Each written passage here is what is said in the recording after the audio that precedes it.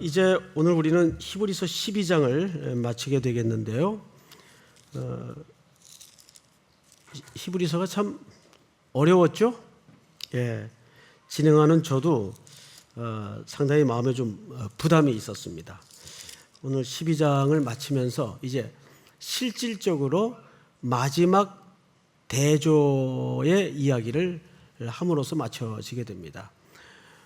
제사, 그리고 더 좋은 제사, 제물, 더 좋은 제물, 제사장, 더 좋은 제사장, 대제사장, 영원한 대제사장, 이렇게 쭉 지금 히브리인들의 고난과 환난과 어려움 속에 처해진 상황을 격려하기 위해서 히브리 기자는 설득에 오고 있는 중입니다. 이제 오늘은 그 마지막 대조입니다. 어떤 대조로 맞춰지게 되는가, 그 부분을 좀 한번 살펴보겠습니다. 18절을 한번 볼까요? 18절. 너희는 만질 수 있고 불이 붙는 산과 침침함과 흑암과 폭풍, 그리고 19절을 보시면 나팔 소리, 말하는 소리가 있는 곳에 이른 것이 아니라, 이렇게 돼 있어요. 이른 것이 아니라. 자, 그런데 22절을 한번 볼까요? 그러나 너희가 이른 곳은. 자, 이 두 문장은 오늘 모든 설교의 가늠자가 될 정도로 중요한 문장이 됩니다. 이 두 문장만 한번 떼서 우선 전체 구조를 이해할 필요가 있어요. 히브리 기자는 지금 이렇게 말하고 있는 겁니다. 너희가 이른 것이 아니라, 어떤 곳에 이른 것이 아니라, 그러나 어떤 곳에 이르렀다. 무언가를 지금 대조하고 싶은 겁니다. 최종적으로. 그러면 어떤 곳에 이른 것이 아닌가? 그 앞에 내용을 다시 한번 볼까요? 불이 붙은 산, 만질 수 있고 침침하고 흑암이 있고 폭풍이 있고 나팔 소리가 있고 말소리가 있는 곳, 여기에 이른 것이 아니다. 자, 그러면 이게 어느 장소를 염두에 두고 히브리인들에게 말하는 것 같습니까? 이 단어만 봐도 여러분 혹시 이렇게 퍼뜩 머릿속에 생각되는 거 있나요? 불이 붙은 산, 침침함, 폭풍, 흑암, 나팔 소리, 구약의 시내산이죠. 가나안을 가기 위해서 홍해를 건넌 후에 모세가 이스라엘 백성들을 제일 먼저 이끌어 도착한 곳이 시내산 기슭입니다. 여기에 지금 풍경을 묘사하고 있는 거예요. 그러니까 히브리 기자는 이렇게 얘기하는 거죠. 지금 너희는, 히브리인들에게 너희는 그 산에 이른 것이 아니다. 그러면 그 산이 도대체 어떤 산이었길래 그렇게 질색을 하고 이렇게 강조를 하는 걸까? 한번 그 원 현장을 좀 볼 필요가 있어요. 우리 출애굽기 19장을 좀 띄워주실까요? 네, 제가 좀 먼저 읽겠습니다.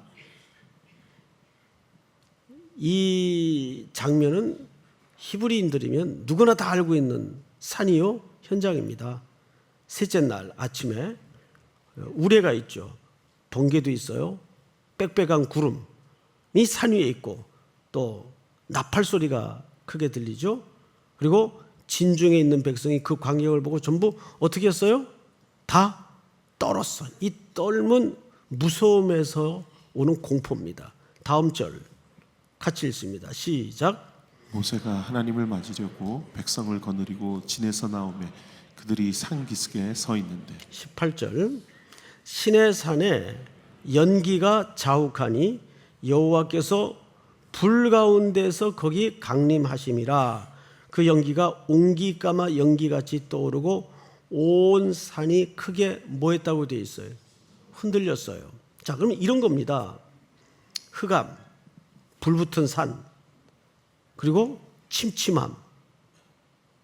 그리고 산은 이스라엘 백성들이 밟을 수 있고 만질 수 있는 곳 아니에요. 그게 가견적인 현장이란 말이죠. 그런데 이 산이 심지어는 크게 어떻게 했어요? 흔들렸어요. 얼마 전에 포항에 지진 났었죠. 그 지진을 직접 겪은 분들의 그 공포는 말로 다 할 수 없어요. 저는 미국에 잠깐 거주할 때 그 지진을 한번 겪었는데 그 지진의 공포는 굉장히 오래 가요. 트라우마가. 그때 지진이 8.7인가 그랬어요. 굉장한 지진이었어요. 지진은 원래 1도 올라갈 때마다 그 충격과 흔들림은 배가 된다 그래요. 근데 산이 한번 흔들려 보세요. 이게 얼마나 두렵겠어요. 우리는 그냥 이거 글로 지금 읽으니까 뭐 그런가 보다 이렇게 읽을 수 있는데 이 현장에 내가 직접 이런 풍경을 보면서 서 있다고 생각해 보세요. 게다가 거기 지금 누가 강림해 계세요? 하나님이 강림해 계세요. 그리고 그 영존하시고 영광스러운 하나님을 이제 곧 이 백성들이 뵙게 생겼단 말이에요. 백성들의 입장에서는 얼마나 가공할 만한 충격이었고 두려움이었겠어요. 그러니까 나중에는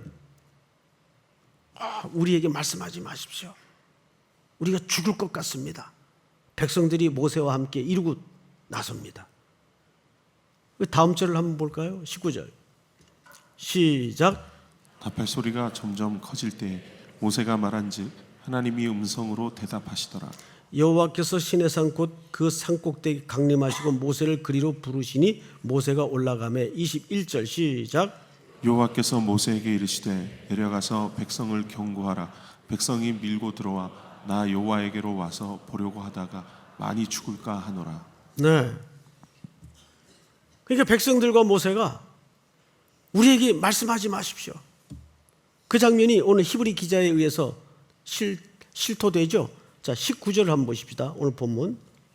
나팔 소리와 말하는 소리가 있는 곳에 이른 것이 아니라 그 소리를 듣는 자들은 더 말씀하지 아니하시기를 구하였으니 이렇게 돼 있어요. 그때 모세와 이스라엘 백성들이 우리에게 더 이상 말씀하지 마십시오. 무섭습니다. 근데 사실은 두려움을 빙자한 말씀에 대한 거절이었어요. 이것이 인간의 실상이에요. 두려움과 공포를 빙자한 하나님의 음성과 말씀에 대한 거역이었어요. 그런데 지금 히브리 기자가 하고 싶은 얘기가 뭐냐면 그때 그 조상들이 시내산에 도착했을 때 그런 산에 여러분들이 지금 있는 것이 아니라 그럼 어디 있다는 얘기예요. 그리고 22절로 넘어가면 그러나 너희가 이른 곳은 시온산과 살아계신 하나님의 도성인 하늘의 예루살렘과 천만 천사와 23절 한번 같이 읽을까요? 시작. 하늘에 기록된 장자들의 모임과 교회와 만민의 심판자이신 하나님과 및 온전하게 된 의인의 영들과. 아멘. 자, 여기를 보세요. 우리는 오늘 이 본문에서 두 개의 산을 지금 보고 있어요. 첫 번째 산은 이들이 이른 산이 아닌, 도착한 산이 아닌 신의 산의 풍경을 보고 있어요. 그리고 이들은 이제 어느 산으로 지금 이르렀죠? 시온산에 이르렀어요. 신의 산에 있던 사람들은 누굽니까? 구약의 백성들이에요. 근데 지금 시온산에 있는 사람들은 누굽니까? 이 글을 읽고 듣고 보고 있는 사람들이에요. 그 이야기를 히브리 기자가 각인시키는 겁니다. 여러분, 지금 여러분들은 그 구약의 백성들이 무서워 두려움과 공포에 떨고 있던 그 율법 아래 죽을 수밖에 없었던 그 율법을 수여받던 신의 산에 이른 것이 아닙니다. 그 얘기예요. 그리고 여러분들은 지금 어디에 이른 것입니다. 시온산에 이른 것입니다. 그러면 오케이. 지금 우리가 시온산에 서 있구나. 알았어. 시온산이 뭐지? 감을 못 잡겠네? 이런 생각이 들 수밖에 없단 말이에요. 그래서 여기서 이 기자가 백성들에게, 언약의 백성들에게 소개하고 싶은 시온산의 실체가 뭔가를 좀 봐야 돼요. 계시록을 띄워주세요. 계시록. 또 내가 보매 거룩한 성 예루살렘이 하나님께로부터 하늘에서 내려오니 그 준비한 것이 신부가 남편을 위하여 단장한 것 같더라. 시작. 성령으로 나를 데리고 크고 높은 산으로 올라가 하나님께로부터 하늘에서 내려오는 거룩한 성 예루살렘을 보이니. 자, 산으로 올라가, 이 시온산을 얘기합니다. 하늘에서 내려오는 예루살렘의 풍경을 사도 요한이 보고 있어요. 계시록 11절. 하나님의 영광이 있어 그 성의 빛이 지극히 귀한 보석 같고 벽옥과 수정같이 맑더라. 12절. 다 같이 읽습니다. 시작. 크고 높은 성곽이 있고 12문이 있는데 문에 12천사가 있고 그 문들 위에 이름을 썼으니 이스라엘 자손 12지파의 이름들이라. 자, 또 건너뛰어서 21절부터 제가 읽습니다. 12문은 12진준이 각 문마다 한 개의 진주로 되어 있고 성의 길은 맑은 유리 같은 정금이더라. 시온성의 풍경을 지금 계속 보여줘요. 22절 시작. 성 안에서 내가 성전을 보지 못하였으니 이는 주 하나님 곧 전능하신 이와 및 어린 양이 그 성전이심이라. 자, 22절을 잘 보시면 성 안에 들어가서 성전을 봤다 못 봤다, 이 말이 안 되잖아요. 성 안에 들어갔는데 성전을 못 봤대요. 이는 왜 못 봤냐? 이는 주 하나님 곧 전능하신 이와 및 어린 양이 그 뭐라? 예. 그러니까 우리가 성전 안에 있다는 것은 누구 안에 있다는 뜻이 됩니까? 어린 양 안에 있다는 뜻이 됩니다. 다시 말해서 우리가 시온성에 있다는 것은 누구 안에 있다는 뜻도 됩니까? 어린 양 안에 있다는 뜻이 됩니다. 그러니까 시온성은 곧 누구를 가리키냐면 그리스도 안에 있는 백성들을 가리켜요. 자, 그러면 정리합시다. 이렇게 되는 거죠. 구약의 백성들은 어느 산에 있었어요? 시온산에 신의 산에 있었어요. 저도 자꾸 헷갈려요. 신의 산에 있었어요. 그 산은 두렵고 흑암과 폭풍과 흔들림이 있는 산이에요. 거기에서 율법을 받았는데 히브리인들이 그 율법 앞에 다다를 수준이 입장이 안 되니까 더 이상 말씀하지 마세요. 그 말씀을 거절하고 거역했어요. 그래서 그 율법 아래 모든 백성들은 다 죽어야 해요.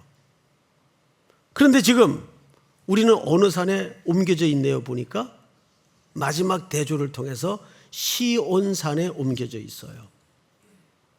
이거 확실하게 하고 지나갑시다. 여러분들은 지금 신의 산에 서 있습니까? 시온산에 서 있습니까? 시온산에 서 있어요. 그럼 뭘로? 아니, 우리가 어떻게 시온산에 세워지게 됐나요? 이게 지금 보니까 본문에 22절에 그러나 너희가 이를 곳은이 아니고 이른 곳은 완료형으로 써져 있어요. 그러니까 이미 우리가 지금 어느 산에 서 있다는 얘기입니까? 시온산에 서 있다는 얘기예요. 어떻게 우리가 시온산에 서 있게 됐죠? 24절을 보니까 그 근거가 이렇게 명시되어 있어요. 다 같이 읽습니다. 시작. 새 언약의 중보자이신 예수와 및 아벨의 피보다 더 나은 것을 말하는 뿌린 피니라. 자, 이겁니다. 여기 지금 두 인물의 피가 비교되고 있죠. 누구의 피와 누구의 피? 아벨의 피와 예수의 피가 비교되고 있어요. 그러면 아벨의 피는 구약의 피예요. 그래서 그 아벨의 피의 속성에 대해서 창세기에 이렇게 설명하고 있습니다. 다 같이 한번 읽을까요? 시작. 이르시되 내가 무엇을 하였느냐? 내 아우의 핏소리가 땅에서부터 내게 호소하느니라. 땅에서부터 호소한다는 말은 원한을 풀어주소서, 원한을 갚아주소서, 보복하여 주옵소서 이 뜻이에요. 이게 율법의 정의예요. 그런데 이 아벨의 피와 예수의 피가 비교되는 이유는 뭐냐면 예수님은 죄 없이 죽임을 당해서 우리의 죄를 위하여 핏부림을 허락하셨어요. 그 핏부림은 평화와 화해와 덮음과 용서와 자비로 뿌려진 피예요. 알고 보니까 시내산에서 시온산으로 옮겨진 가장 중요한 근거는 예수의 피를 힘입어 예수의 피를 공로로 우리가 사망의 산에서 생명의 산으로 옮기워져 있더라고요. 우리의 공로가 아니라 어린 양의 공로로. 그러면 사랑하는 우리 삼일의 성도 여러분, 꼼꼼하게 한번 생각을 해보세요.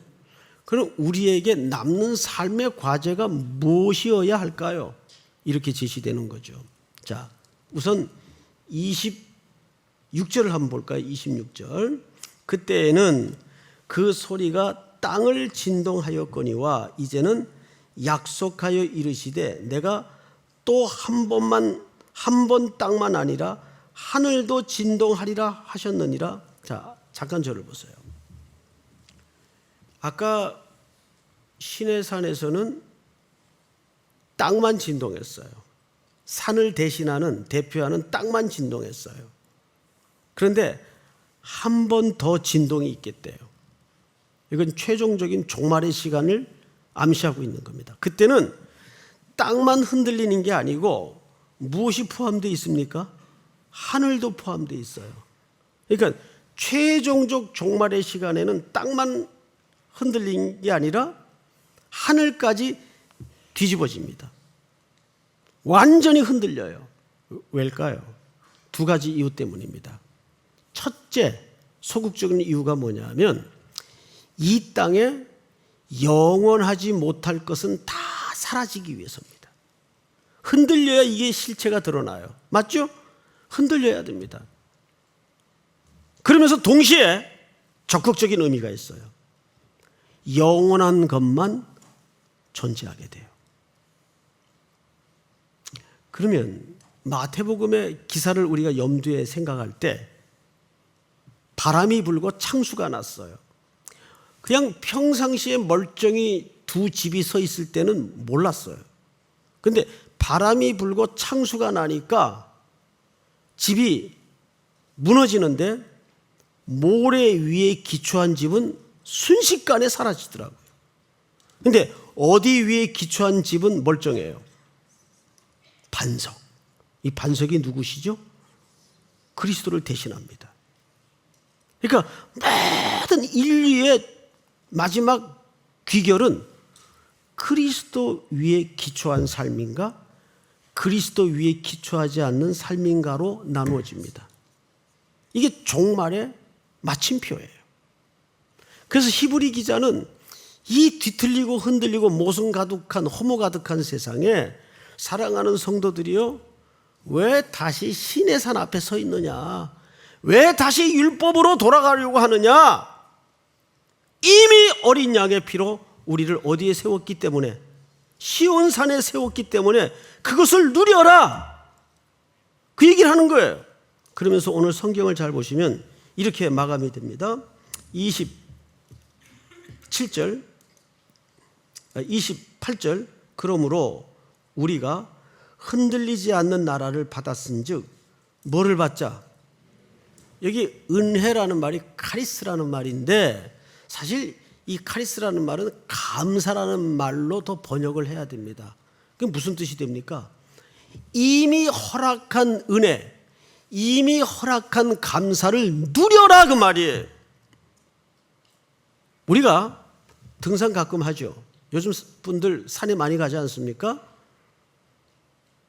그러면 서울을 둘러싸고 있는 도봉산이나 관악산만 해도, 수락산만 해도 그 한 번 가서 그 산을 다 알 수 있나요? 관악산만 해도 코스가 얼마나 다양합니까? 여러 코스가 있어요.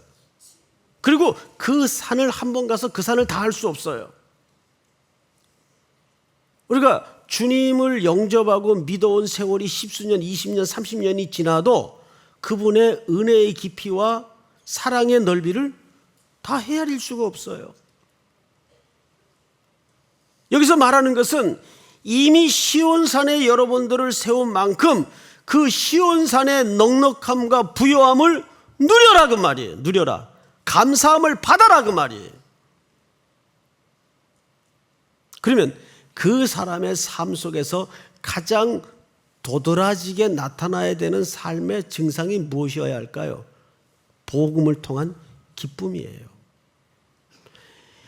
신앙과 믿음의 척도를 하나로 들이대려면 그 사람의 그 신앙인의 퀄리티를 뭘로 가늠할 수 있는가 하면 얼마나 풍성한 속 깊은 감사가 있는가. 그게 신앙 실력이에요. 신앙 실력은 업적을 쌓고 얼마나 열심을 내고 이것도 부분적으로는 의미가 있겠지만 가장 마지막에 최고의 절정의 가치는 그 신앙인의 심령 밑바닥에 감사가 있는가. 그 복음을 통한 그리스도의 은혜를 통한 구속의 사랑과 그 기쁨이 있는가. 그래서 오늘 본문을 잘 보세요. 뭘로 끝나는가. 27절을 제가 읽어드릴게요. 28절. 그러므로 우리가 흔들리지 않는 나라를 받았은즉 은혜를 받자, 또 다른 말로는 감사를 받자. 이로 말미암아 경건함과 두려움으로 하나님을 어떻게 섬길지니, 기쁘게 섬길지니. 사랑과 기쁨이 전제되지 않는 모든 행동과 헌신은 율법이 될 수가 있어요. 그리고 그 율법은 나아가서 자기 의로 발전할 수가 있습니다. 내게는 공로가 없어요. 사랑하는 성도 여러분,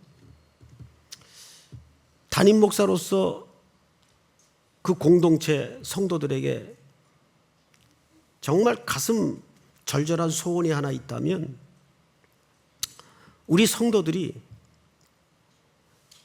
감사가 넘치고 이 복음의 은혜를 통한 기쁨의 헌신이 가슴 밑바닥에 쫙 가득 찼으면 좀 좋겠어요.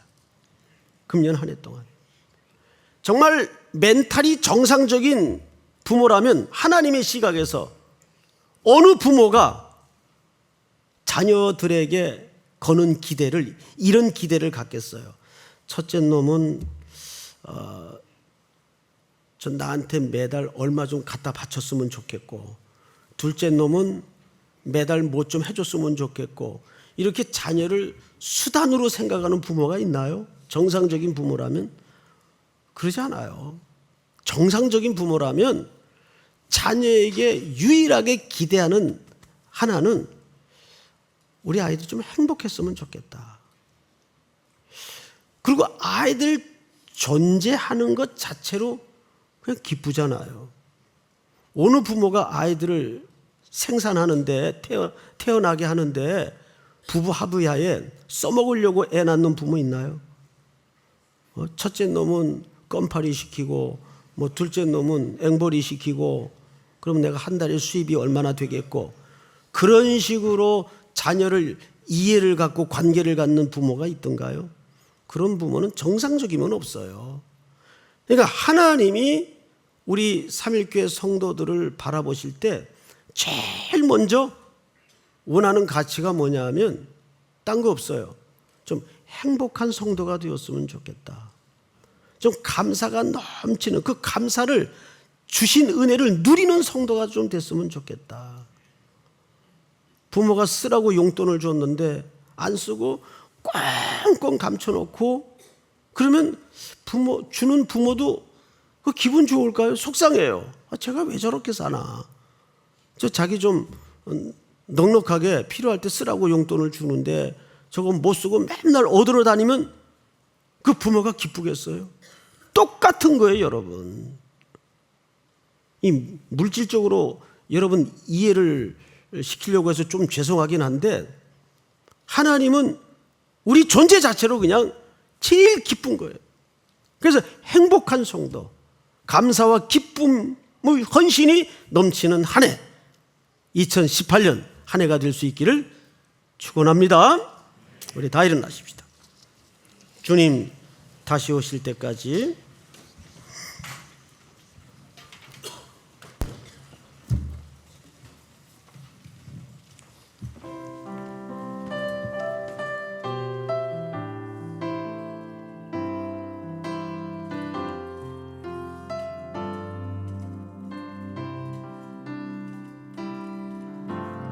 주님 다시 오실 때까지 나는 이 길을 가리라. 좁은 문 좁은 길 나의 십자가 지고 나의 가는 이 길 끝에서 나는 주님을 보리라. 영광의 내 주님 나를 맞아주시리. 주님 다시 오실 때까지 나는 일어나 달려가리라. 나는 일어나 달려가리라. 주의 영광 곧 땅 덮을 때 나는 일어나 노래하리. 내 사모하는 주님 온 세상 그주시라. 내 사모하는 주님 영광의 왕이시라. 우리 한번 서신 채로 눈을 감고 이런 기도의 제목을 좀 나누었으면 합니다. 이렇게 한 해가 새로이 밝았는데 이제 1월이 지나가고 있습니다. 올 한 해는 오늘 주신 말씀처럼 어쩌다 내가 시내산에서 어린 양의 공로로 시온산으로 옮김을 입은 행복자가 되었습니다. 그런데 내 안에 예배당을 십수년 수십 년 드나들었지만 그 예수로 인한 복음의 기쁨으로 인한 감격이 왜 없을까? 내 신앙의 근본이 어디서부터 뒤틀린 것일까? 너무 나는 율법적으로 살진 않았는가? 모든 벽도 담도 허물고 그리스도 안으로 들어가십시오. 그 안에 자유가 있고 그 안에 참된 생명이 있고 그 안에 참된 기쁨과 교제가 있습니다. 그리스도 안으로 깊이 들어가십시오. 십자가를 제대로 맞대어 본 경험이 없을 때 우리는 율법화된 종교인으로 마칠 수도 있습니다. 얼마나 끔찍한 일입니까? 이미 여러분들은 시온산에 이르러 있습니다. 어린 양의 공로로 그 행복자가 되어 있습니다. 금년 한 해는 무언가를 많이 주님 앞에 드리는 쌓는 한 해보다는 그 기쁨을 회복하는 그 감격과 감사를 회복하는 한 해가 되게 하여 주시옵소서.